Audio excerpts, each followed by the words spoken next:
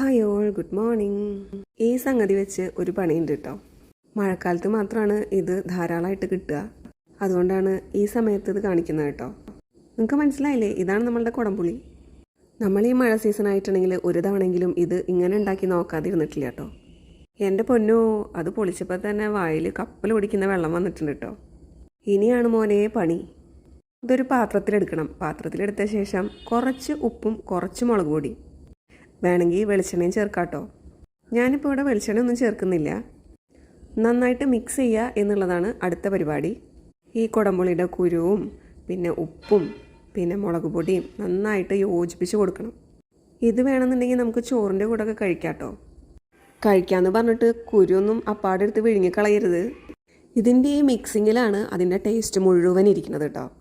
ഇതിങ്ങനെ വായിലിടുമ്പോൾ ചെറിയൊരു എരിവും ചെറിയൊരു പുളിയും ചെറിയൊരു മധുരവും ചെറിയൊരു ഉപ്പും എല്ലാം കൂടെ ഒരു ഭയങ്കരമായിട്ടുള്ള ടേസ്റ്റ് ഇല്ലേ, അതാണ് ഫീല്.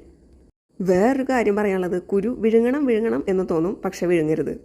അതുപോലെ ഇതിൻ്റെ കുരു കടിക്കുകയും ചെയ്യരുത് കേട്ടോ. പല്ല് മൊത്തം കറയാവും, മഞ്ഞ കറയാവും.